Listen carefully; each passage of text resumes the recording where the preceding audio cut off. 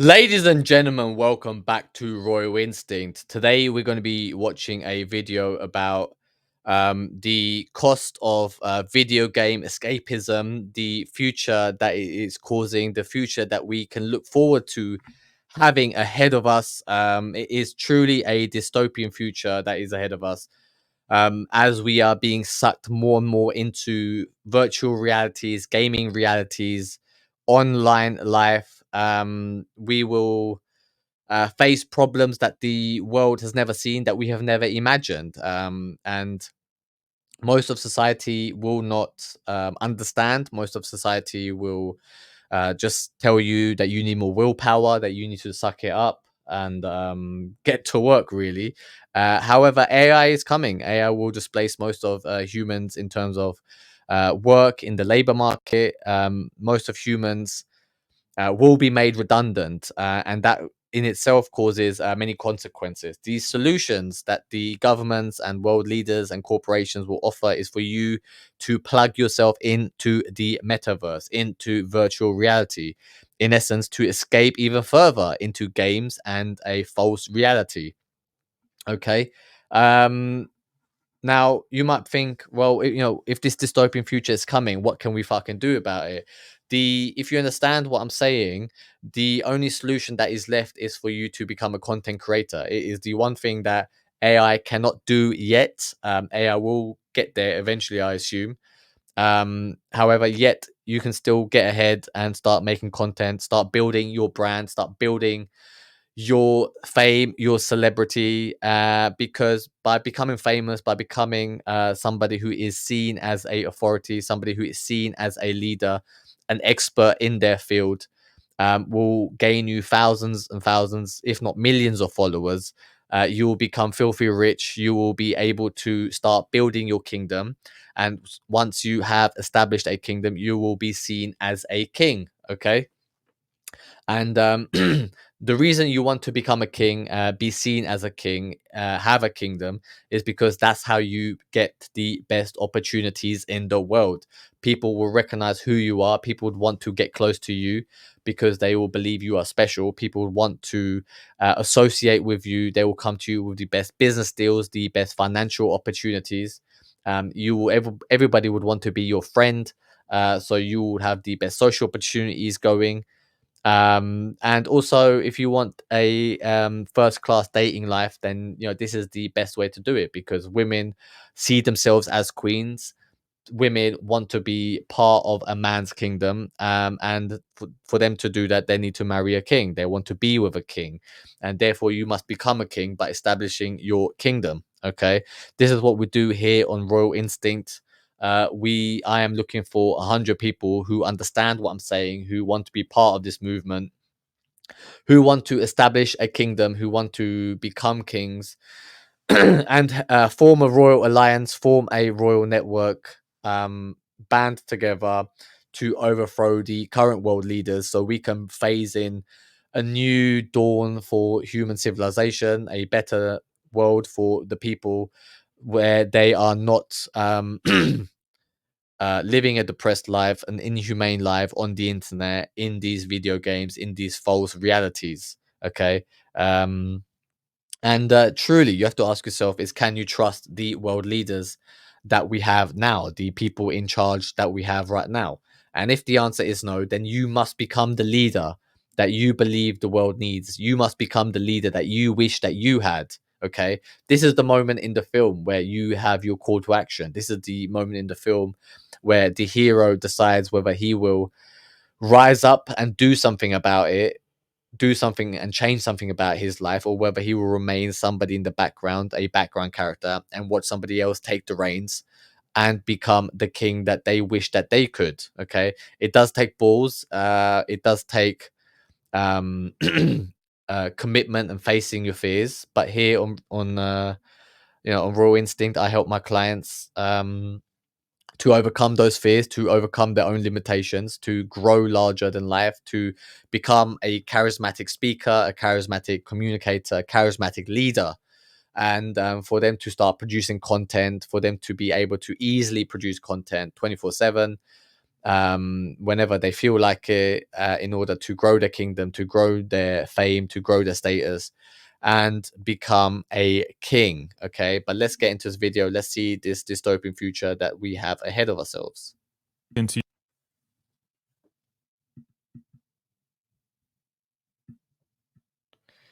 Have you ever walked into your room, closed the door, turned off the lights, shut the curtains, sat down, and escaped into a I mean, obviously, it sounds like he's going about to wank, but hopefully not. video game? 2011's Ready Player One by Ernest Cline depicts the extremes of video game escapism by exploring a futuristic dystopian society run on the back of Oasis, a virtual reality simulator. In this chilling book, people live in a society in ruin, overrun by overpopulation, crime, violence, and economic collapse. And to avoid it, they turn to Oasis. Inside, they transform into anyone they want to be, hiding from the troubles of their own modern physical world. The escapism gets taken to an extreme in this book, recounting social isolation on a scale that just about anyone would find disturbing. And that's another thing. It is with AI coming in, with AI displacing most of humanity, with AI making people redundant and taking their jobs, you have to understand that most people will turn to escapism. Most people will turn to the metaverse for their social, to quell their social isolation. But it will never replace real human touch, real human connection. We need to physically see another human. We need to touch. It is important for us to touch another human.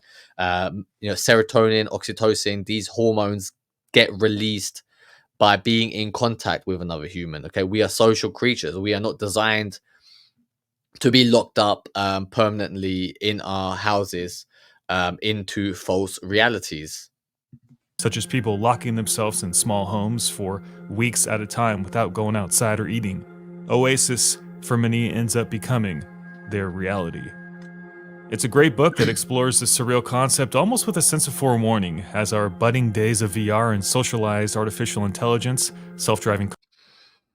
Just this video here that he's showing is a self-driving Tesla. The dangers of the self-driving Tesla is that I believe 50% of global jobs are actually related to transportation, to driving, whether it's container ships, aeroplanes, or in this case, automobiles, cars, and trucks, delivery vans, etc. Okay. um, when this technology comes in, like, what do these people do? The reason most of these people turn to those jobs is because the barrier to entry is so low. It doesn't require, apart from getting a license, and maybe some sort of other um test that you have to do.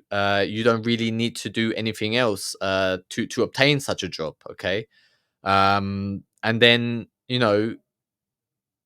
now these jobs get removed. That then what do these people do with their lives? Okay, they have to retrain to become, not even computer engineers, because dev and AI is coming in to and replacing the engineering jobs. So you have to really think. It's like, okay, if AI displaces me in this role, what other jobs will there be?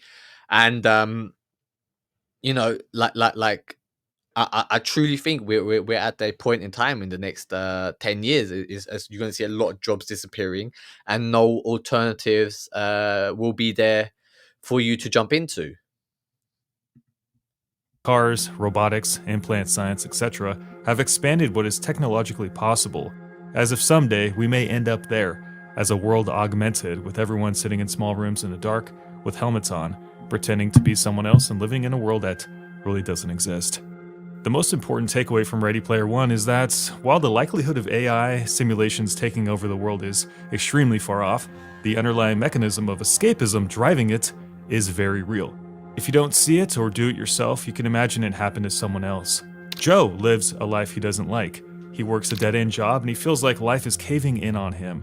Every day he feels crushed with sadness. His manager is a total dick and makes his job a nightmare. So when Joe leaves the building every day, he's sad, depressed, and exhausted. He doesn't. And that is how most of humanity live right now. Most humans are sad, depressed, tired, exhausted. and lonely, and it's too expensive to go out and socialize. It's too expensive for you to have any friends. You know, most women want to date a multimillionaire, and most people don't have the ability to earn such money. And you have to really think like, how can you succeed? What can you do? If you're a young man watching this, really ask yourself, it's like what do I want to do? Do I want to just become an average person? Because in today's society, like, even being average isn't good enough. Okay, most of average people are still background characters to these famous influencers, to the famous people, and you have to put yourself in a position where you can rise to the forefront. The best thing you can do is invest your time to building a kingdom, to be seen as a king, to rise to the top, so you can have access to all of the luxuries that the world has to offer. You really, truly have to become an elite to live a good life now. And it's only, you know, just for your own protection, just for your own freedom, you need to do this before it is too late, because otherwise you will just be left behind and you will regret not jumping ahead of this curve before it is too late. Doesn't sleep well, eat healthy, or work out. When he finally gets home after driving through an hour of bumper to bumper traffic, he flops on a couch and turns to his favorite game, hoping to jump into a simulation to help him forget about how miserable his days are.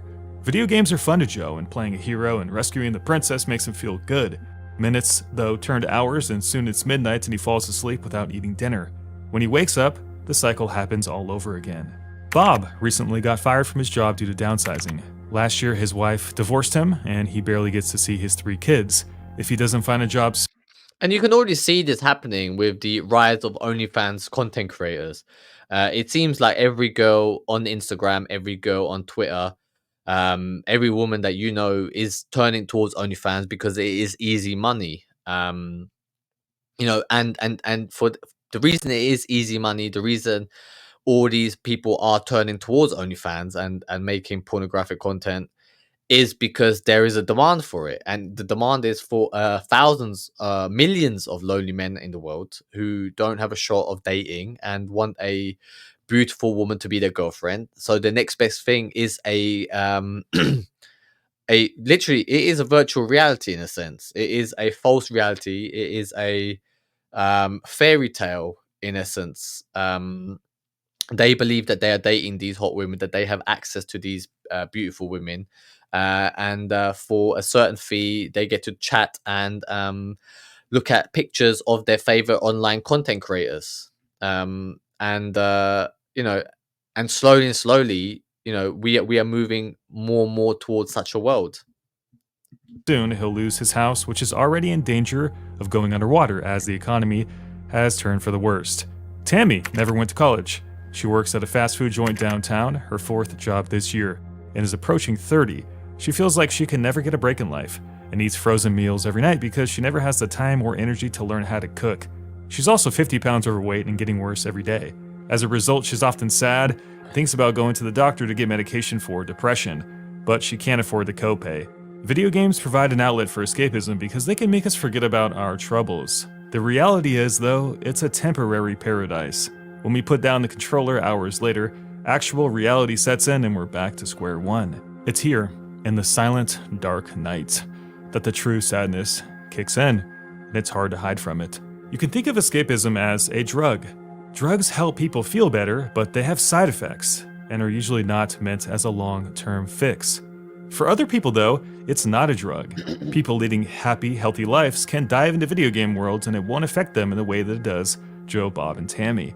Bill, for example, plays his favorite video games every night for about an hour or two. He's got a job he likes and a life he's content with. He's the hero of Hyrule on Monday, a dragon slayer on Friday, and Even the people who are content, he's saying that this person, Bill or whatever his fucking name is, lives a life that he's content with and is able to play video games. The reason his life is content is because he's probably got a job, um, and he can earn money and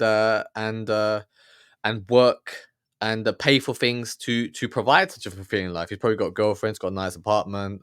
He might have a family, whatever. Good social group.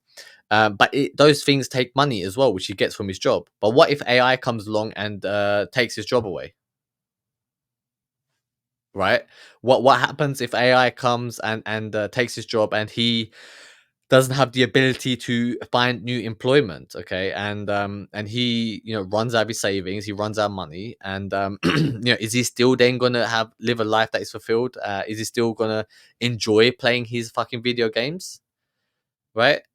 It's a reality that we're facing. This is where we are headed. And if you can't see what's down the line, if you can't see what potentially could happen in the future, then you are very short-sighted, and you will be left behind. An interstellar bounty hunter on the weekend. When he plays in moderation, and it feels good to experience something that's not possible physically.